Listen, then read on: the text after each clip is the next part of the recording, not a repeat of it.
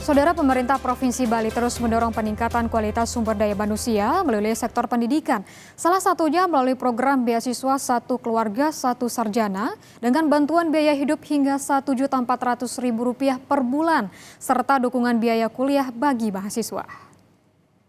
Pemerintah Provinsi Bali melalui Dinas Pendidikan, Kepemudaan dan Olahraga terus mendorong pembangunan sumber daya manusia atau SDM unggul sebagai fokus utama pembangunan daerah. Pembangunan Bali ke depan tidak hanya berfokus pada infrastruktur dan ekonomi, namun juga pembentukan SDM unggul yang berkarakter, kompeten, dan berbasis budaya lokal. Di sektor pendidikan, pemerataan akses dan peningkatan kualitas menjadi prioritas, sekaligus penguatan karakter, etika, dan nilai kearifan lokal pada siswa. Sementara itu, untuk menyiapkan lulusan yang siap kerja, pemerintah memperkuat keterkaitan pendidikan dengan dunia usaha dan industri, khususnya melalui penguatan SMK berbasis vokasi. Salah satu program unggulan yang dijalankan adalah Satu Keluarga Satu Sarjana. Program ini memberikan akses lebih luas bagi masyarakat untuk menempuh pendidikan tinggi. Dalam program ini, pemerintah memberikan bantuan biaya hidup bagi mahasiswa, yaitu sebesar Rp1.400.000 per bulan untuk wilayah Denpasar dan Bandung, serta Rp1.200.000 untuk kabupaten lain. Sementara itu, bagi siswa universitas terbuka diberikan bantuan sebesar Rp750.000 per bulan. Tidak hanya itu, pemerintah juga memberikan dukungan biaya pendidikan melalui bantuan uang kuliah tunggal atau UKT maksimal Rp1 juta per semester, serta biaya pendaftaran maksimal Rp300.000. Program ini dilaksanakan melalui kerjasama dengan 26 perguruan tinggi negeri dan swasta di Bali. Diharapkan mampu melahirkan lulusan sarjana sebagai agen perubahan di tingkat keluarga dan masyarakat. Melalui berbagai kebijakan ini, pemerintah Provinsi Bali optimis dapat menciptakan generasi unggul yang mampu menjaga budaya, meningkatkan daya saing, serta mendorong pembangunan Bali ke arah yang lebih berkelanjutan. Putu Farah, Kompas TV, Denpasar, Bali. Saudara, bagaimana persisnya pembangunan SDM unggul melalui pendidikan di Bali? Langsung saja kita tanyakan kepada Kepala Dinas Pendidikan, Kepemudaan dan Olahraga atau Disdikpora Provinsi Bali bersama Pak Ida Bagus Gede Wesnawa Punia. Selamat pagi Pak Bagus. Pak, dari Provinsi Bali ini untuk kriteria SDM unggul ini seperti apa ya Pak? Kriteria yang kita harapkan adalah bagaimana masyarakat atau Kramo Bali itu bisa dari aspek kualitas SDM mempertahankan adat, tradisi dan budaya di era modernisasi.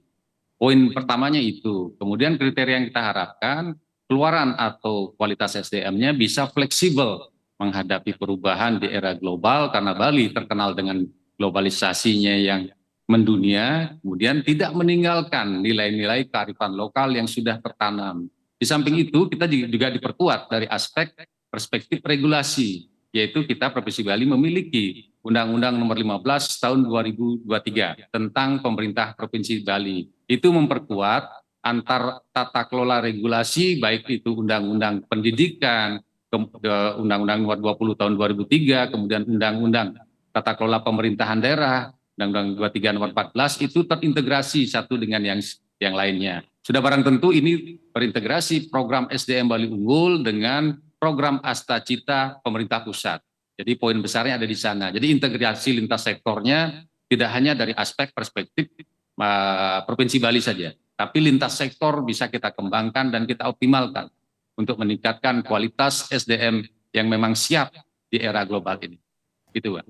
Baik, di Bali ini memiliki 6 bidang prioritas ya Pak ya. Sektor pendidikan ini merupakan salah satunya. Sejauh ini langkah strategis apa yang sudah terrealisasikan dan juga mungkin ada evaluasi Bapak dari yang sudah diterapkan ini Pak? Baik, terima kasih. Untuk langkah 6 prioritas itu salah satu adalah sektor pendidikan. Kalau kita bicara untuk prioritas SDM Bali Unggul, kita yang pertama tadi mungkin sudah disampaikan di awal itu ada program prioritas terkait pemberian beasiswa Satu Kakak Satu Sarjana. Sebenarnya itu poin besarnya adalah kita mengintegrasikan dengan kebijakan nasional untuk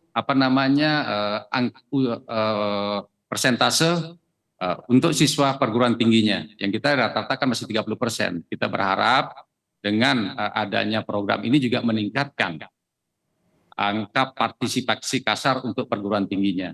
Kemudian itu kita integrasikan juga bagaimana penguatan kualitas SDM-nya dengan nanti berbasis dari sektor dunia usaha, dunia industri. Jadi supaya nanti tidak kita melahirkan sarjana yang keluar dari perguruan tinggi kemudian nanti menganggur.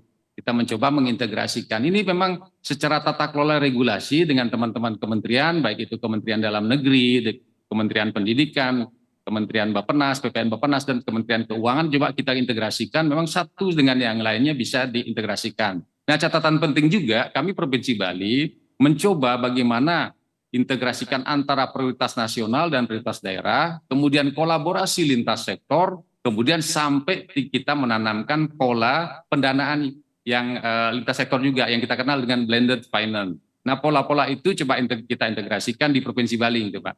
Supaya nanti salah satu program ini bisa mengena dengan satu dengan yang lainnya. Itu satu program. Kemudian ada lagi, itu kita menyusun juga untuk berbasis kearifan lokalnya dari jenjang PAUD, SD, SMP, dan SMA. Jadi jenjang kabupaten kota juga terlibat dengan kita menerbitkan modul bahan ajar, bukan kurikulum ya. Kalau kurikulum kan memang harus terintegrasi dengan teman-teman di Kementerian Dikdasmen. Nah, kita mencoba melihat celah atau peluang yang bisa kita konsepkan dan kita launching supaya lebih mudah menekankan dari aspek bagaimana tenaga pendidik, bagaimana siswa penerima manfaat itu bisa mendengar, oh ini seharusnya yang diimplementasikan. Kalau kita melihat ada tradisi dan budaya berbasis kearifan lokal, kemudian kita berhadapan dengan era global yang takutnya kita rentan, ada tradisi dan budaya nanti berdampak juga perubahan struktur yang ada di Provinsi Bali. Gitu, Mbak.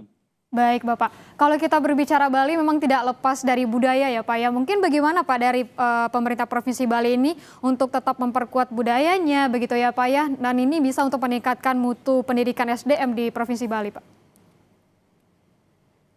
Betul sekali Mbak Rama. Ya, kita Provinsi Bali, karena misalnya kita bicara aspek pariwisata Provinsi Bali itu adalah pariwisata berbasis budaya.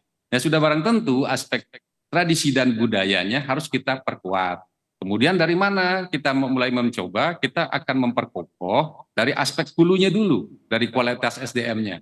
Ketika SDM sudah ditanamkan dari sejak dini, pola-pola yang memang berbasis kearifan lokal, puji Tuhan Astungkare, ada tradisi dan budaya Bali tidak akan pupus atau lepas dari roh yang memang ada di Provinsi Bali. Nah, ini memang menjadi catatan penting, makanya muncullah pola SDM Bali Unggul. Dan itu sesuai juga dengan visi Nangun Serkertiloko Bali. Malah konsep yang kita gunakan adalah sampai dengan 100 tahun Bali ke depan.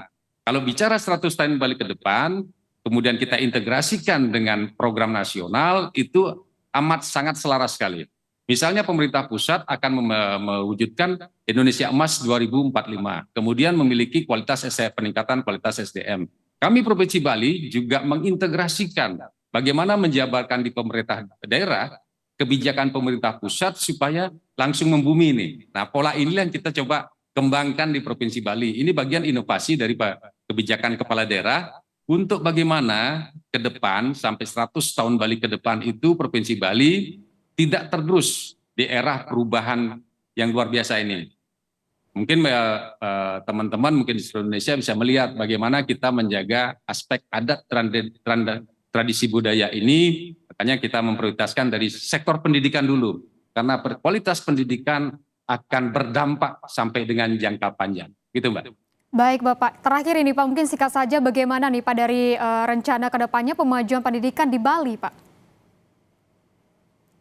Untuk rencana kita ke depan, kita sudah mengembangkan bagaimana misalnya yang pertama, standarnya bukan lagi kita menggunakan standar nasional Mbak, mohon maaf ini, tapi kita mencoba mengembangkan standar global. Misalnya kalau kita melihat angka partisipasi kasar, usia harapan hidup, Bali kan kebanyakan di atas rata-rata nasional, capaian-capaian itu.